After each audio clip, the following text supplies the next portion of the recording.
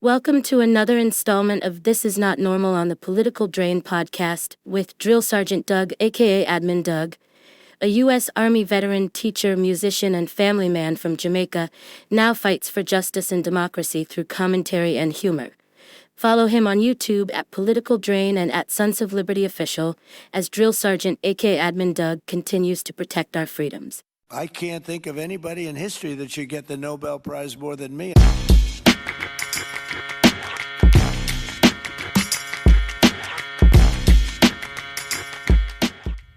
What's up, YouTube? Drill Sergeant here. And I'm reporting this now at 5:04 in the morning because there are people who I know for a fact that watch this show and who are partners with me on Sons of Liberty that have family members in the places that I'm going to talk about right now.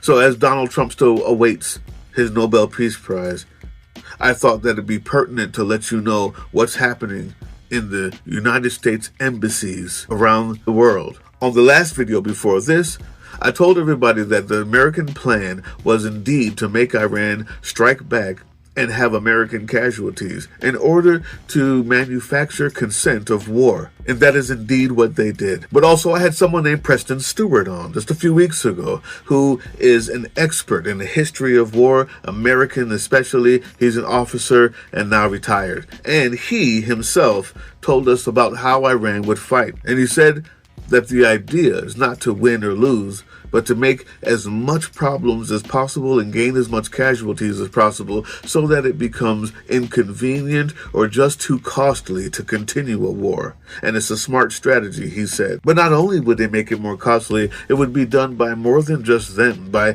the people who support them or proxies. Well, when you're dealing with dummies and criminals and people who are so narcissistic that they think that they're gods, they unfortunately don't watch this show, and they didn't hear Preston Stewart say that. And as we speak right now and last night, here are some of the costs that we've incurred from state actors and non-state actors in Pakistan. Let's start there.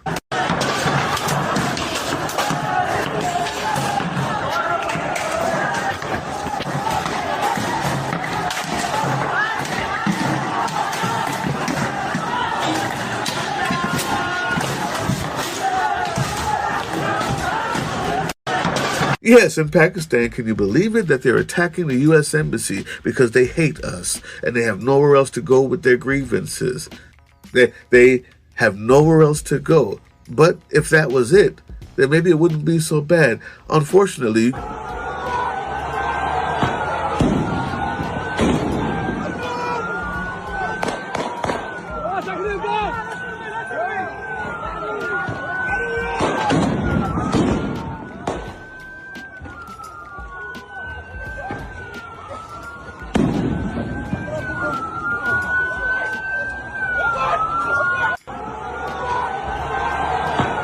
that's Baghdad, and they're all too used to us bombing their streets. But that's not all. Let's go to Beirut.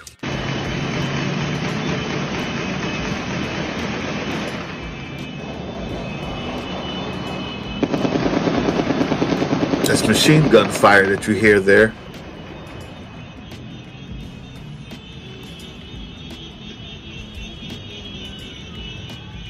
And when we say non-state actors, usually we don't mean citizens. What we do mean is militants, terrorists, insurgent groups. Yeah? Yes. Because when the plan is to use guerrilla warfare to inflict as much damage as possible and make it too costly for you, you don't need the lines of warfare and tanks anymore. What you need is a small group of people in every single country that hates you to just continuously attack everything. Your families and your embassy, your boats, your friends. But luckily for us, we're a part of an axis of evil. That means that we're not in this alone. There are more evil people that are also going to be paying the price for this. And their leaders did this to them. Here's Jerusalem. Right now, there are ballistic missiles being fired at Israel's second largest city of Tel Aviv. Currently, missile defense systems are working to shoot down the incoming fire. We are going to take some cover here as this unfolds. You can see in the distance interceptor rounds coming off, trying to shoot down, pull it off the tripod. And let's move inside. The flash there in the sky, explosions overhead. And again, this is the third barrage. Like I said before, their leaders did this to them. But even they don't understand the idea that there's unintended consequences for being evil and disgusting. Like the friends who aren't under threat. The friends who you used to have turning away from you.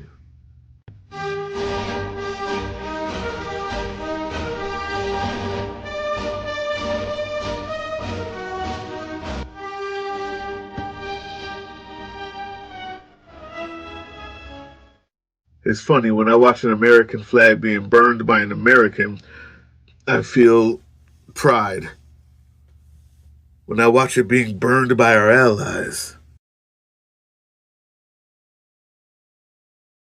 I feel shame. To someone who has no shame, none of this means anything to them. United States of America, Mr. Donald J. Trump, please.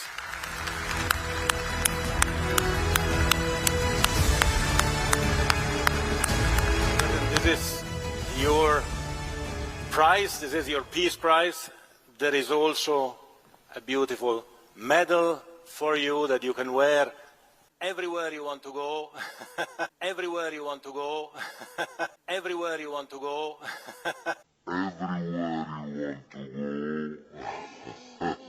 I can't think of anybody in history that should get the Nobel Prize more than me, and I don't want to be bragging, but nobody else settled wars. Obama got the Nobel Prize. He had no idea why. He still has no idea. He walks around, he says, I got the Nobel Prize. Why did he get a Nobel Prize? He got it almost immediately upon attaining office, and he didn't do anything, and he was a bad president.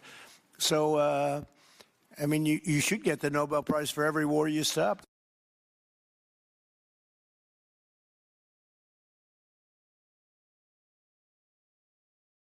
The worst part is we could have stopped this a year ago. We could have stopped this at any time. The Congress has the power to impeach the president. And with all the things that he's done that has been illegal and impeachable offenses, you would think that a democracy would have done their duty by now. But we've been failed. We've been failed by the Congress. This is what happens when you do not hold people accountable. Congress has failed us. Hey, folks. I don't even know what to say about the news today.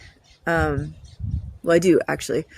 What we need to say is that when you do not hold bullies accountable, they just escalate and they cause more harm in more ways. In June of last year, Representative Al Green set forth impeachment resolution HRes 537.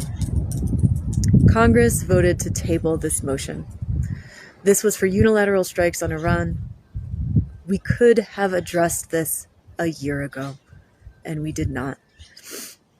And now we are participating in strikes with Israel against Iran. This is what happens when you do not hold people accountable. Congress has failed us. The next video will be responding to an ex-MAGA person who says that they feel like they're not being let into the left and that the left is being counterproductive because they're not accepting her back in.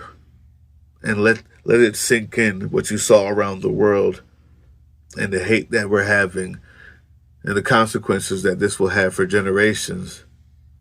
The next video will be responding to her and how badly she feels about that. Hey, yeah, you. Before you click away to watch someone unbox a tactical toothbrush, let's talk about something real. Political Drain isn't just another content mill. We're a digital front in a very real war. Not with bullets, but with ideas, with action, and with solidarity. We pair urgent news with critical education. And we build community around actual resistance, not the hashtag kind. The kind that moves. But here's the thing. None of this is free. It isn't. Behind every video is time, labor, research, and some weird guy asking if we're going to pay the hosting bill. And yeah, some of that money goes to things we can't necessarily say out loud.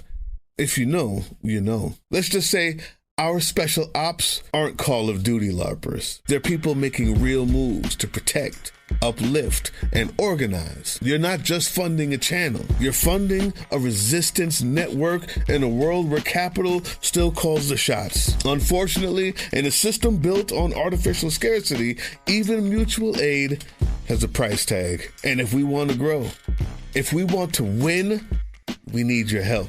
We need your help. So if you've got even a few bucks to spare, toss it our way. It's not for ads, it's not for merch drops, but for people making moves in the shadows so others can do it in the light. It's just us and you. So fund the mission, fund the fight, fund the future, because nobody's coming to save us. We save each other. That's how this works.